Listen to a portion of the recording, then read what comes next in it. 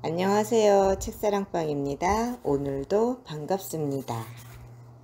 내가 좋은 날보다 싫은 날이 많았습니다. 변지영, 지영.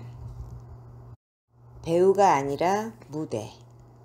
자기가 경험하는 내용에만 치우치기보다는 맥락으로 바라보는 것이 필요하다. 무시당했다고 화를 내거나 상처받을까봐 두려워하는 마음은 내 안의 일부다. 내가 하나의 무대라면 하나의 감정이나 경험들은 예고 없이 무대 위에 등장했다가 때가 되면 퇴장하는 배우와 같다. 우리가 염두에 두어야 할 가장 중요한 사실은 그런 하나하나의 경험들이 결코 나 자체는 아니라는 것이다. 우리가 경험하는 내용들은 때가 되면 나타나고 때가 되면 사라진다. 기쁘고 행복하고 뿌듯하고 황홀한 경험도, 분노가 치밀어 오르고 쓰라리고 슬프거나 외로운 경험도 각각 하나의 배우에 해당한다. 내가 슬픈 것이 아니라 내 안에 슬퍼하는 부분이 있다에 가깝다. 지금으로서는 슬퍼하는 부분이 무대 전면에 나가 주의가 집중되어 있을 뿐이지 내가 슬퍼하는 것이 아니다. 뒤이어 목마름을 느끼는 부분이 물을 찾을 것이고 내일 아침 일찍 출근을 해야 하니 얼른 자자고 다독이는 부분이 행동을 촉구할 것이며 여러 부분들이 타협하고 조율해 나라는 전체를 이끌고 갈 것이다. 슬픔이 곧 나는 아니며 유일한 주인공도 아니다. 그렇다고 이때 다른 감정들이 꼭 조연 역할을 하는 것도 아니다. 사랑하면서도 미워할 수 있고 가고 싶지만 안 가고 싶은 부분도 있는 것이며 지치고 무기력하다가도 의욕에 차오를 수 있다. 많은 부분들이 순식간에 등장했다가 소리 없이 퇴장한다. 알아차리든 알아차리지 못하든 우리는 그런 과정을 통해 살아가고 변화한다. 여러 가지 상충되는 감정들, 욕구들이 한 무대 위에 있음을 알아차릴 수 있다면 특정 감정이나 생각에 압도되지 않는다. 사람이 특정 감정이나 생각, 경험에 빠져들어 압도되거나 그 안에 매몰되어 버리는 것은 그것이 곧 자기 자신이라고 여기기 때문이다. 자기 자신이 무대이며 그러한 개별 경험들이 배우에 불과하다는 것을 잊기 때문이다. 모르는 것을 알기 위해 너무 애쓰지 말 것. 존재를 견디기 위해 우리는 거짓말을 한다. 무엇보다 우리 자신에게. 소설가 엘레나 페란테는 에세이에 이렇게 썼다. 그래서일까? 우리는 나라는 몸에 몇십 년을 거주하면서도 이 인간에 대해 거의 아무것도 모른다. 오히려 잘못 알고 있는 경우가 대부분이다. 이것은 비극일까, 희극일까? 삶이란 끊임없이 내가 누구인지 알아나가는 과정이지만 너무 애쓰지 말았으면 좋겠다. 무엇이든 자연스럽게 힘을 빼고 바라볼 수 있어야 마음이 열리고 생각이 열린다. 옆에 있다고 해도 만나지 못할 때가 많다. 누군가를 만난다고는 하지만 함께 있다고 해서 만나는 것은 아니다. 5시간을 함께 있어도 1분도 만나지 못하는 경우가 있고 같이 사는 가족이라고 해도 오히려 더 만나지 못하는 경우가 허다하다. 온전히 나 자신으로 상대를 만나지 않고 대개 역할로만 만나고 필요한 것을 해주었다고 생각하고 돌아선다. 친구와 싸우고 울면서 돌아온 아이에게 해줄 수 있는 가장 좋은 것은 조언도 격려도 아니다. 취업이 안 되어 고민하는 사람에게 응원은 필요하지 않다. 회사에서 억울한 일을 당해 씩씩거리며 돌아온 사람도 무작정 자기 편이 되어주기를 바라지는 않는다. 자신에게 문제가 있지 않은지, 이대로 잘 살아갈 수 있을지 염려하는 사람에게 필요한 것은 누군가가 진실로 함께 한다는 경험이다. 이렇다 저렇다 평가하지 않고 바꾸거나 고치려 드는 것이 아니라 있는 그대로 받아주는 느낌. 그런 경험을 할 때 우리는 긴장을 내려놓고 안도하게 된다. 우리 모두가 타고난 스스로 조율하고 치유해 균형을 되찾는 능력은 내가 누군가에게 진실로 받아들여졌을 때 가장 잘 발휘된다. 진실로 함께 한다는 것. 힘들어하는 사람 곁에 당신은 어떻게 함께 있어주는가? 고통과 불편한 감정들로 가득한 타인과 함께 있어주려면 먼저 자기 자신의 감정을 잘 담아낼 수 있어야 한다. 자신과 함께 할 수 있는 사람만 타인과 함께 할 수 있다. 힘들어하는 사람 곁에 우리가 그냥 가만히 있어주지 못하는 이유는 대개 내 안에서 올라오는 불편한 느낌 때문이다. 그래서 그보다 쉬운 조언과 격려, 응원이나 칭찬을 택한다. 상대의 먹구름이 내게 들어오지 않도록 먹구름을 걷어버리고 태양을 비추려 한다. 하지만 타인의 날씨를 억지로 바꾸려는 시도는 종종 실패한다. 내가 이렇게까지 하는데 그를 위해 했다고는 하지만 그 모든 것이 나 자신을 위해 한 것임을 알 때 우리는 어느 누구도 원망하거나 탓하지 않게 된다. 우리가 누군가에게 잘하려고 지나치게 애쓰는 것은 다음의 몇 가지 이유 중 하나 때문이다. 첫째, 상대방 마음이 불편해지는 게 싫어서다. 그가 불편해지면 내게 불똥이 튈까봐 애초에 차단하는 것이다.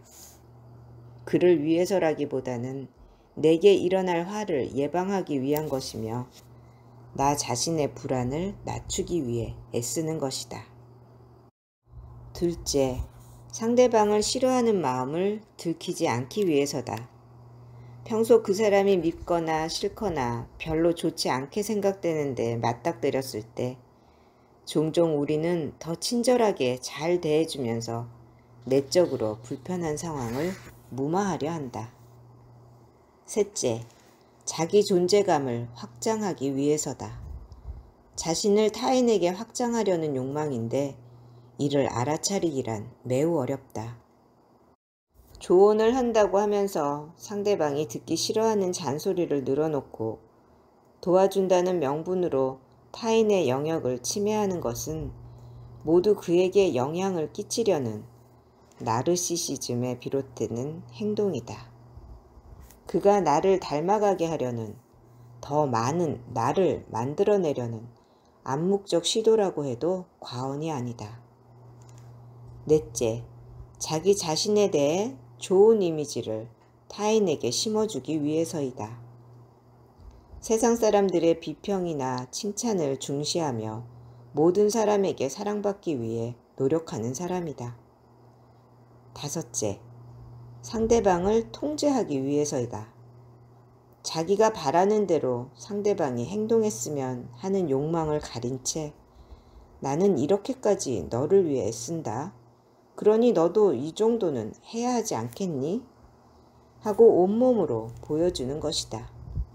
자녀, 배우자 등을 포함해 가족에게 지나치게 노력하는 경우가 이에 해당한다. 위의 5가지 동기 모두 알고 보면 그 사람을 위한 것과는 거리가 멀다. 어떤 동기에서 비롯되었든 누군가를 위한 지나친 노력은 누군가가 아니라 자기 자신을 위한 것임을 알 수 있다. 우리는 자기 자신 때문에 그렇게 애쓰면서 뜻대로 되지 않으면 상대방 탓을 한다. 나를 위해 했으면서도 종종 그 시발점을 잊고서 억울해한다. 세상에 대해 하는 말은 자기 자신에 대해 하는 말. 자기 자신을 어떻게 대하는지 알고 싶다면 자신이 세상을 어떻게 대하고 있는지 보면 알 수 있다. 사람들은 어떻다, 세상은 어떻다고 말할 때 우리는 늘 자기 자신에 대해 말하고 있는 것이다. 타인에게 윽박지르는 사람은 평소 자신의 어떤 모습을 윽박지르면서 억압하는 게 몸에 배 있다. 자주 욱하는 사람은 자신의 어떤 면에 대해 감추고 회피하려다 드러나면 욱한다. 남을 자주 비난하는 사람은 자기 자신의 어떤 면을 비난하고 비판하거나 자책한다. 많은 사람이 함부로 대하는 것은 자기 자신인데 남을 미워하거나 싫어한다고 착각한다. 아이에 대한 태도는 나 자신에 대한 태도. 아이만 보면 참을 수 없다고 말하는 부모들이 의외로 많다. 화 안 내고 차분히 설명해야지 마음 먹다가도 갑자기 분노가 치밀어 올라 소리를 지르게 된다. 거의 조건 반사적으로 튀어나오는 행동이다. 아이에게 너무 심하게 했나 반성하고 사과한 뒤에도 뭔가 찜찜하다. 왜냐하면 다음에도 그러지 않으리라는 보장이 없기 때문이다. 밖에서는 순하고 친절하고 부드러운 사람이 집안에서는 냉정하고 차갑고 무섭게 돌변하는 경우가 많다. 어느 쪽이 진짜일까? 타인에게 자기 모습을 숨기는 것일까? 가족에게 보이는 모습이 진짜 참모습일까? 그렇지 않다. 양쪽 다 그 사람의 모습이다. 더 정확히 말하면 그 사람을 구성하고 있는 부분들의 모습이며 참 본성은 아니라고 할 수 있다. 아이에게 엄하고 자주 화를 내는 사람치고 대충대충 사는 사람이 없다. 모든 것을 정말 열심히 하며 잘하려고 애쓰는 사람들이다. 양육도 잘하고 싶고 좋은 부모가 되고 싶은 마음에 그런 것이기 때문에 내가 아이에게 소리 지르거나 화내거나 욕을 했다는 사실에 또 한 번 충격을 받고 자책한다. 이런 사람들은 자기 자신에게 매우 엄하고 냉정한 태도를 갖고 있는데 그것을 잘 알지 못한다. 내가 이것 때문에 잘 안 되었으니까 내 자식만큼이라도 이런 실수를 반복하지 않게 해줘야지 라는 마음으로 아이를 바라보는 순간 아이에게서는 그 약점만 보인다. 다른 다양한 면모들은 보지 못하고 오직 그 고쳐야 할 부분만 커 보이게 된다. 아이는 나와 다른 인격체이며 다른 맥락과 다른 문화에서 살아가고 있는 별개의 한 사람인데 그걸 잊어버릴 때가 많다. 오히려 해결되지 않은 자기 문제를 아이를 통해 극복하겠다고 분투하는 격이다. 하지만 아이는 극복할 이유가 없다. 아이에게는 그것이 문제가 아니기 때문이다. 그것은 부모인 나의 문제다. 아이에게 무턱대고 친절하고 상냥하게 대하긴 어렵다. 그러려면 먼저 자기 자신의 약점에 대해 따뜻하고 부드러운 시선으로 바라봐야 한다. 나 자신을 있는 그대로 받아들일 때 아이에 대해서도 나와 다른 점이나 이해하기 어려운 점도 허용할 수 있는 여지가 생긴다.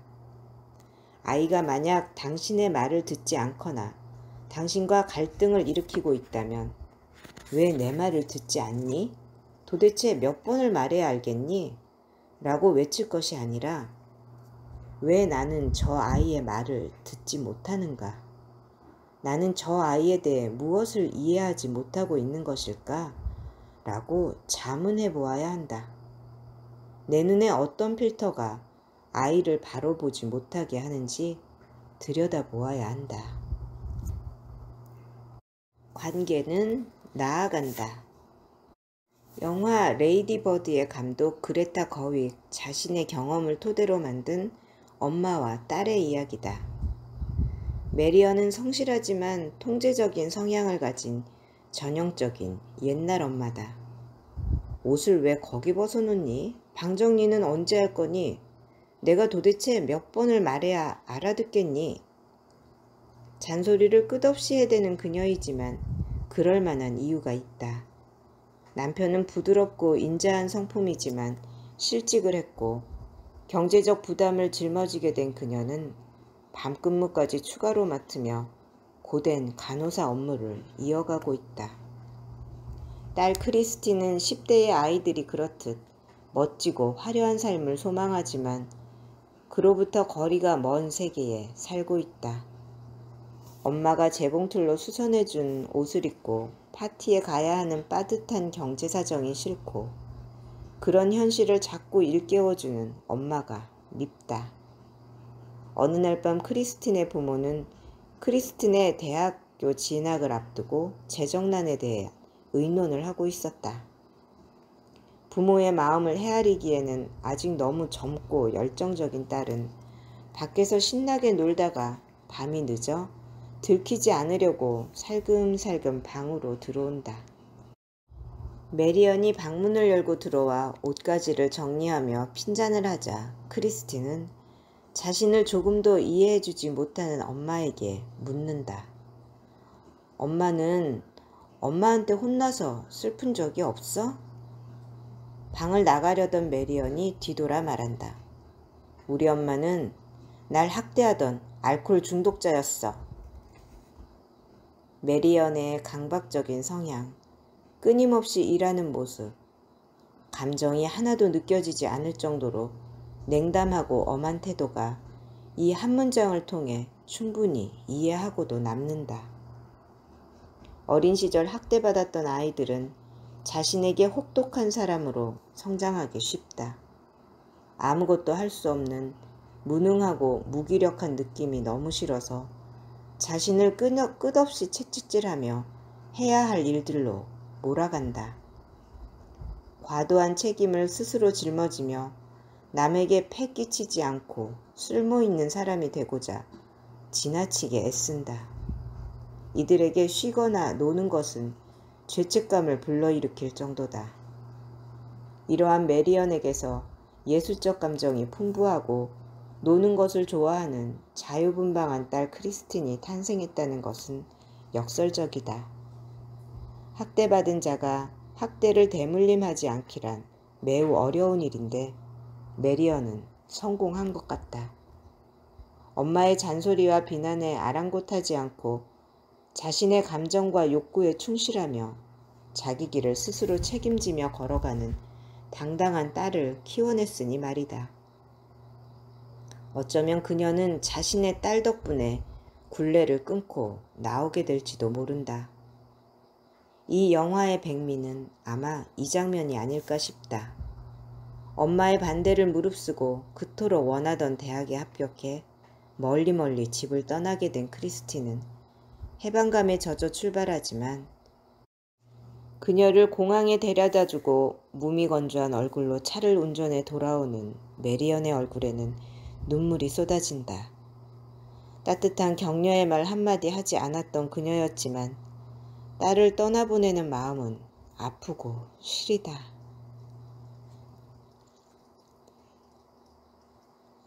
이별을 받아들여야 하지만 메리언은 아직 준비가 되지 않았다.